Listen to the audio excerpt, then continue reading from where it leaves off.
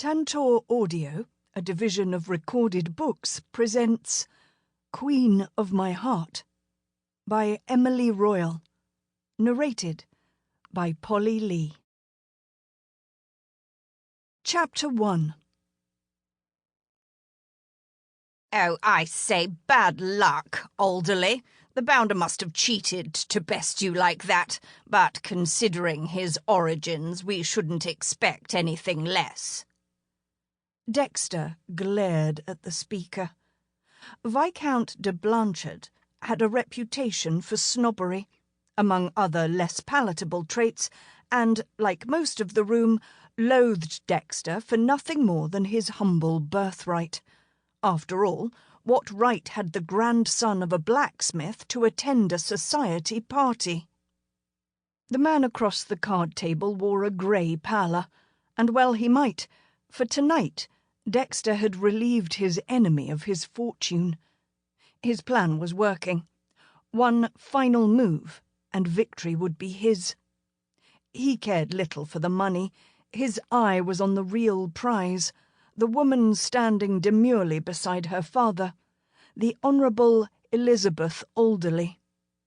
Honourable in title, if not in behaviour. And when Dexter finally took possession of her, he'd use her title to further his business, where titles drew investors as surely as carcasses attracted flies. He lifted his gaze, and Elizabeth's eyes met his.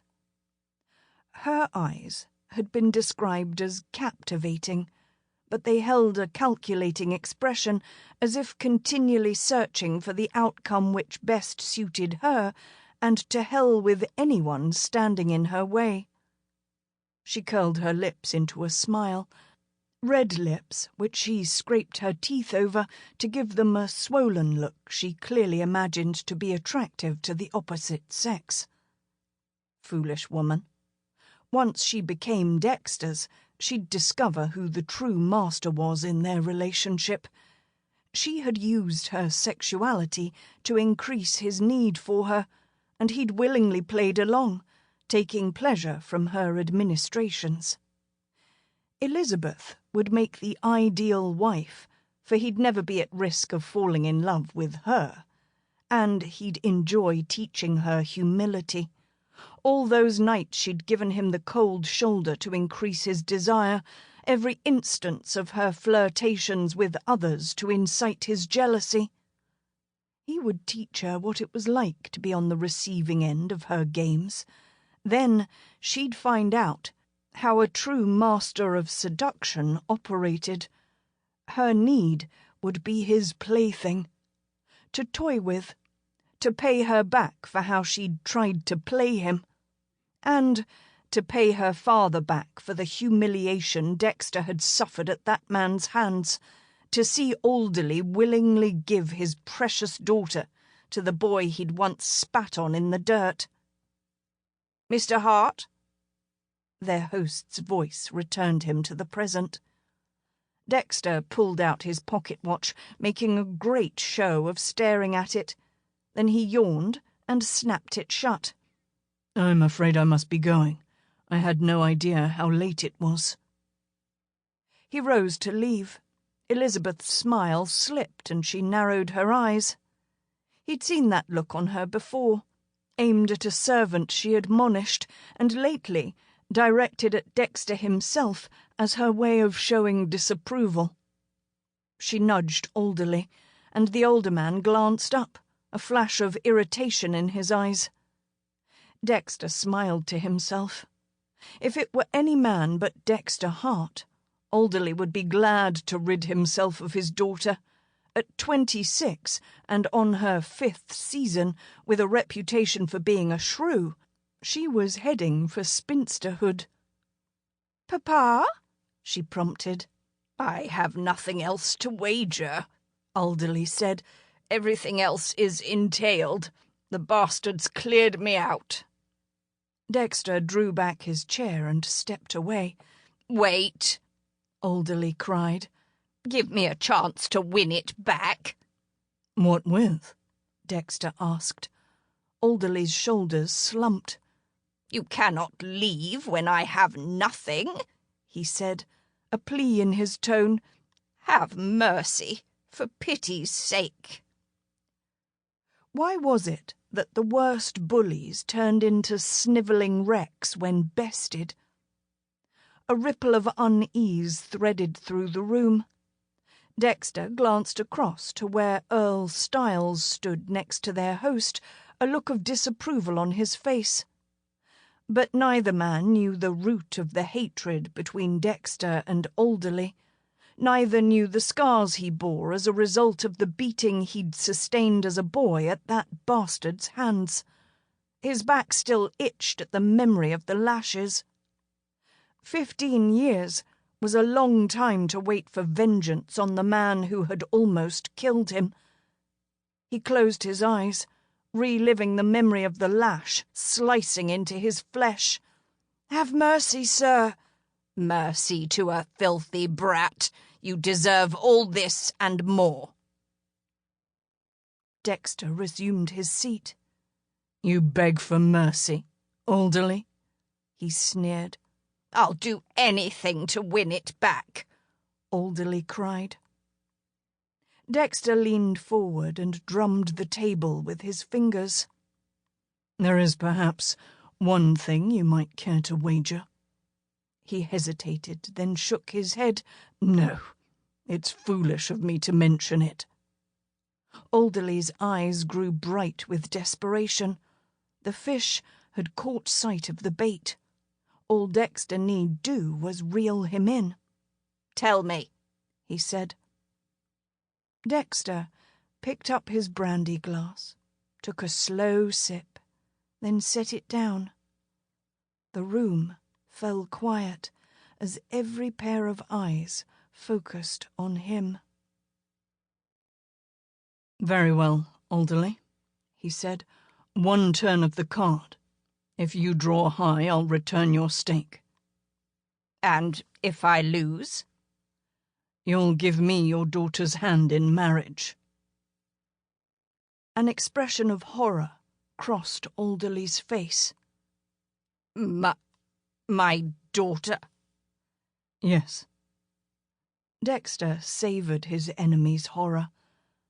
"Her hand, with your blessing, delivered to me in front of as many witnesses as I choose to acknowledge your eagerness to welcome me into your family." Elizabeth feigned surprise and gasped, but hunger glittered in her eyes. Their host barked an order, and a footman rushed forward and refilled Alderley's glass. The old man took it and drained it in a single gulp, then spluttered, his face growing red with rage. "How dare you?" Dexter shrugged. "You're under no obligation, Alderley. I care not either way." Alderley glanced at his daughter and narrowed his eyes. "I'm prepared to be generous," Dexter continued. "If you lose, I'll return a portion of your funds in recognition of your daughter's worth. Shall we say 500 guineas? He leaned back in his chair and crossed his arms, letting the idea sink in that he'd just offered to buy Alderley's daughter as if she were a commodity. The trait which served him best in business was patience. The winner in any business deal was the party with less need for it. With countless creditors snapping at his heels, Alderley was at a disadvantage. Dexter merely needed to wait for him to acknowledge it, to himself and the whole company. Alderley stared at the table for a full minute. Then he lifted his head and met Dexter's gaze. The expression in his pale blue eyes was that of sly triumph. "Very well, Hart," he said. "We have a deal. One turn of the cards. Highest wins. I'll wager my firstborn child's hand in marriage." Something about his expression gave Dexter a feeling of unease, as if Alderley had the advantage. "Not yet, Alderley," he said. Your pledge must be legally binding. I hardly think we can draw up a marriage contract tonight, Alderley scoffed. We can draw up a promissory note that both parties can sign, Dexter said, if we can find 2 men willing to act as witnesses. Alderley nodded. I'll agree, provided the note places an obligation on us both. If I lose, you must promise to honour the marriage. In turn, I shall march the bride down the aisle myself and hand her over with my full blessing. Of course. Dexter turned to their host. Lord Strathdean, would you be so kind as to act as witness? Their host nodded.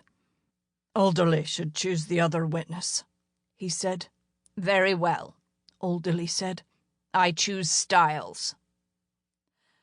By the time the note had been drawn up and handed to Styles for safekeeping, the music from the room next door had stopped, and the other guests had entered the drawing-room.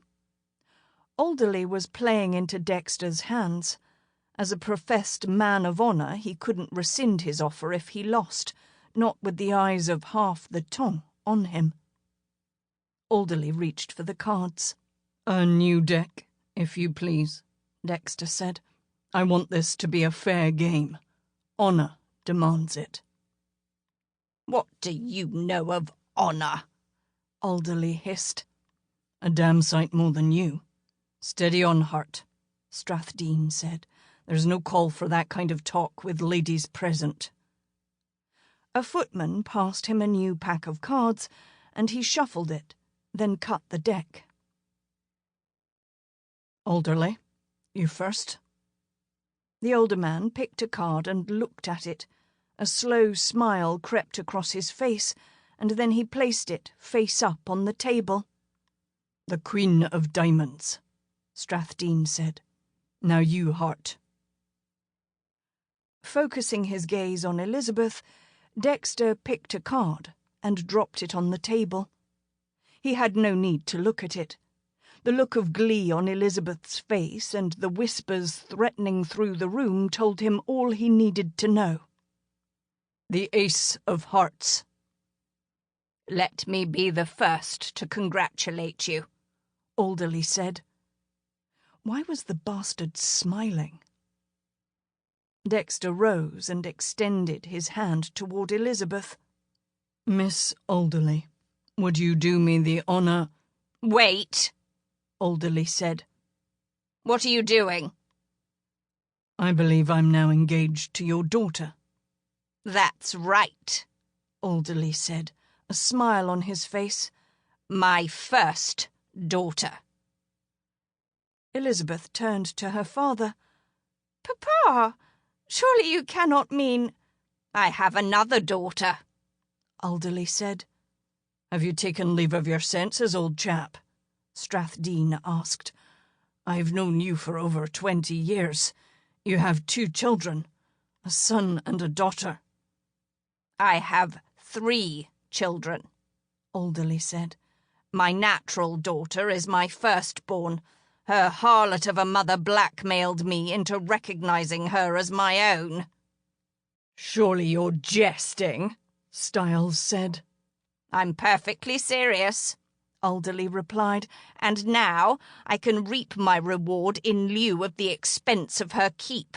Thank the devil I'll no longer have to waste any more funds on her. Elizabeth had gone pale with rage. Papa, she cried, tell them you're jesting. I'll marry Hart to preserve your reputation.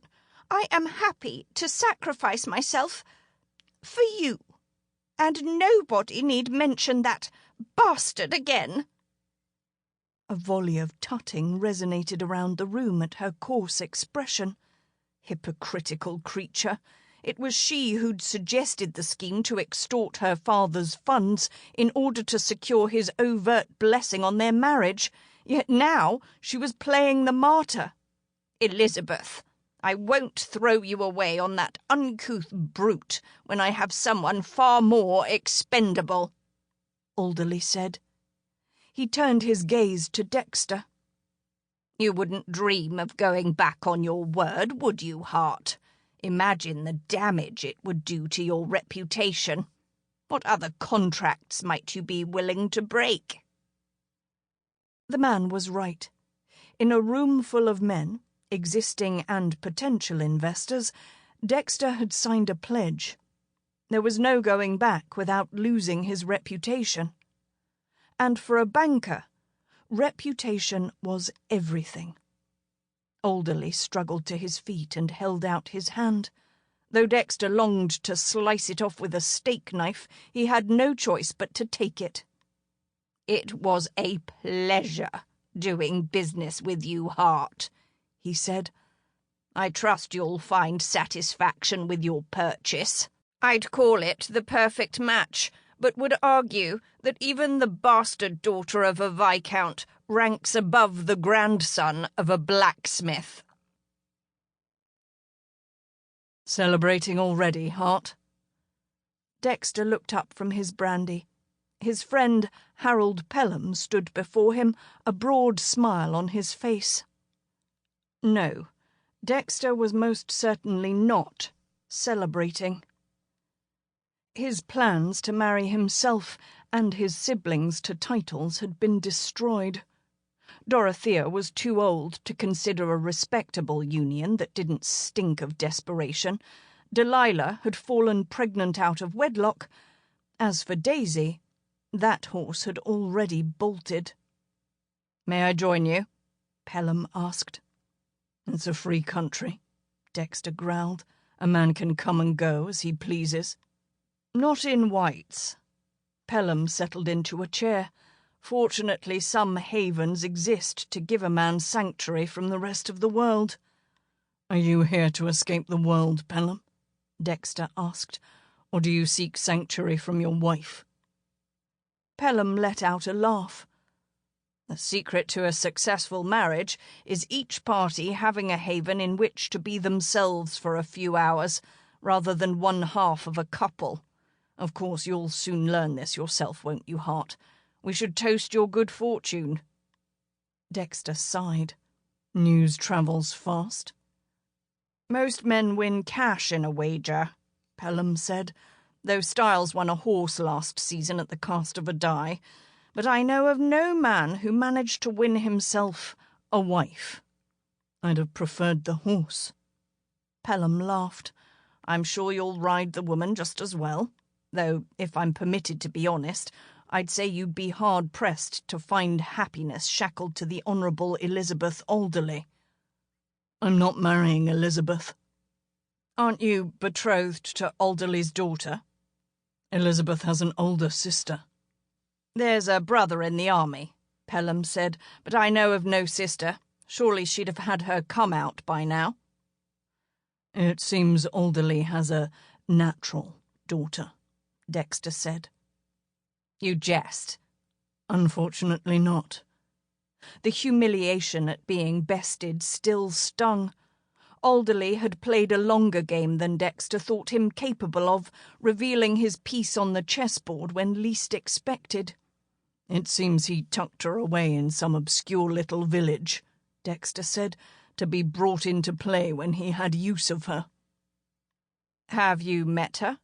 "No," Dexter said. "With luck, I'll never have to." "You'd be excused if you refused," Pelham said. "Alderley's on shaky ground if he takes out a lawsuit." "It's a matter of honour," Dexter said. "I signed an agreement in front of some of the most prominent men of London society to wed Alderley's eldest child. With a business founded on reputation, I cannot risk breaking the promise I gave my signature to." He drained his glass. "My only hope is that she'll do me the honour of jilting me at the altar." Pelham let out a laugh. "That would increase your eligibility tenfold, my friend. Next to a title and a substantial income, there's nothing more attractive to a lady than a man with a broken heart." "Then I'm safe," Dexter replied, "for I have no heart.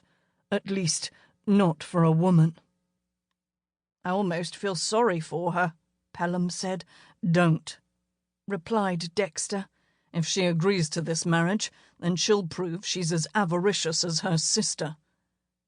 And he would take pleasure in teaching her what happened to women driven by avarice. Chapter 2. I don't understand. The child pouted and folded his arms. Meggie knelt beside him and placed a hand on his arm. "It's quite simple, Thomas," she said.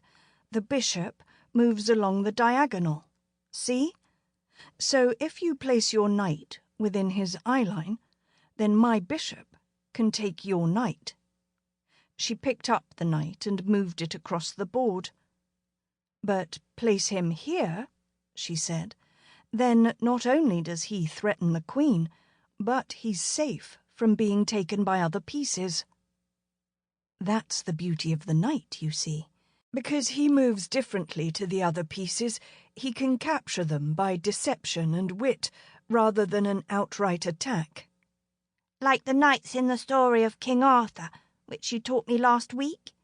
"Yes," she said. "Clever child." The door opened, and a simply dressed woman with iron-grey hair walked in. "Good afternoon, Mrs. Preston," Meggie prompted. 9 little voices struck up in unison. "Good afternoon, Mrs. Preston." "Thank you, children," Mrs. Preston said. "That's enough lessons for today. But before you go, what do you say to Miss Alder?" "Thank you, Miss Alder," the children chorused, and they filed out of the schoolroom. Meggie tipped the chess set into a box. "I'll never understand why you insist on teaching the children that game," Mrs. Preston said. "It's too difficult for them." "As with anything," Meggie said, "it's easier to learn the basics while you're young.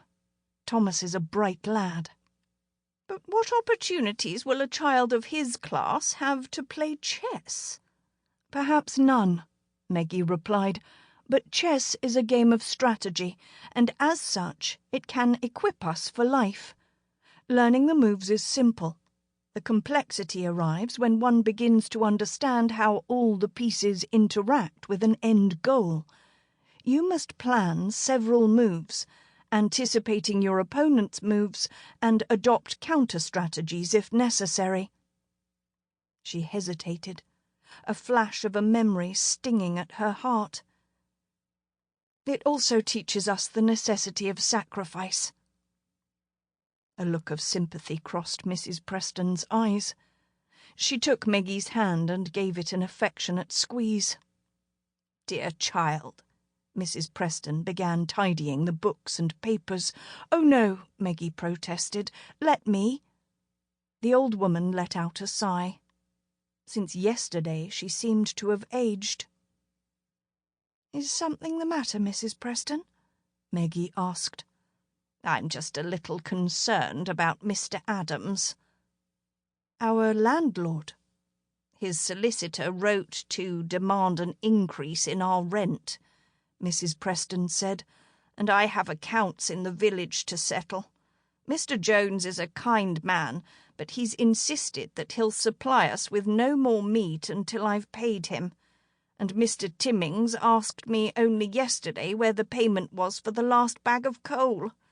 It seems as if every tradesman in Blackwood Heath is demanding we settle our accounts, and I don't have sufficient funds."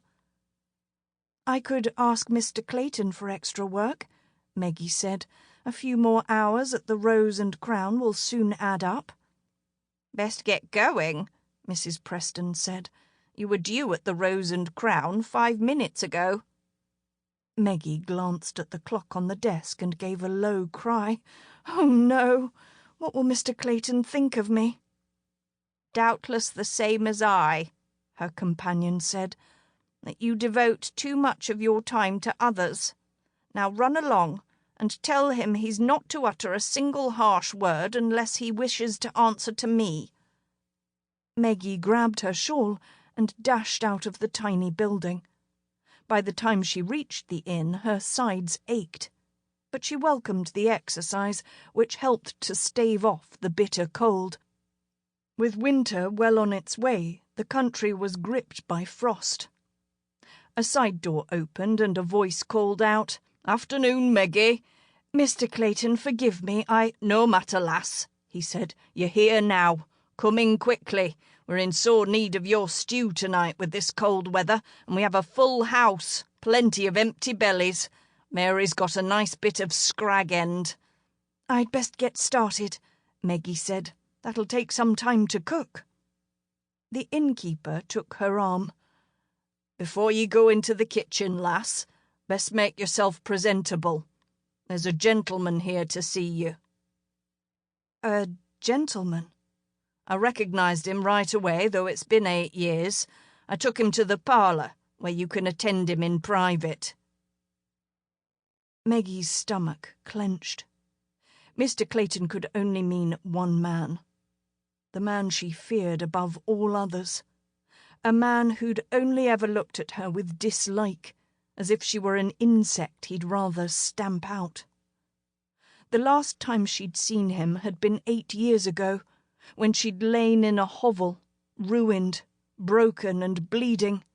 Impervious to her grief, he'd lectured her on the shame she had brought upon his name, while she grieved for an innocent life. Billy. In the years since, Alderley had given her a small stipend that contributed toward her board and keep, but she would have exchanged it in a heartbeat for a single word of affection from the man who was her father.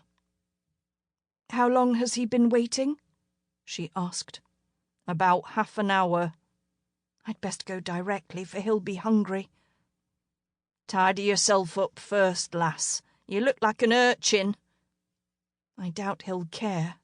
"A little effort on your part won't hurt," he said. "Gentlefolk set too much store on manners and looks, but it's not our place to disagree. And you must understand why he could never publicly acknowledge you, don't you?" "Of course," she said, blushing at his reference to her birth. After splashing her face with cold water, she approached the parlour and knocked on the door. "Enter!" A shiver of fear rippled through her. 8 years had passed, but she still recognised the voice. A cold, nasal tone with a sharp edge, as if every word were barking out an order. He sat in a chair, the light from the fireplace casting sharp shadows across his face. With a huff of irritation, he struggled to his feet, his knuckles whitening as he gripped his cane. She dipped into a curtsy. "Lord Alderley." "Come here, child," he snarled, tapping his cane on the floor. "Let me see you."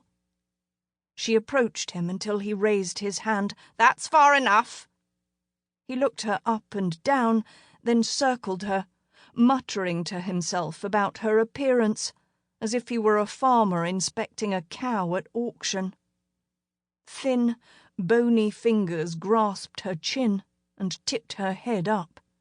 His eyes narrowed in concentration. Then he released her. "I'd hoped for better," he said, "but you'll do." "For what?" "It's not your place to ask questions." "It is if the answer affects my life," she said. His face darkened, and he curled his hand into a fist. For a moment, he looked as if he was going to hit her. Then he sighed and sat down again, gesturing to a chair. She folded her arms and tipped her chin up. Maybe a show of defiance would persuade him that she'd not be suited to his purposes, whatever they may be, and he'd leave her alone. "Are you not going to sit?" he asked. "Why should I?" "Out of common courtesy, if nothing else. After all, I've been supporting you all your life. I can withdraw that support in an instant." "Then why don't you?" she cried. "Why don't you leave here?" Because I have use for you. The time has come for you to show your gratitude. Sample complete. Ready to continue?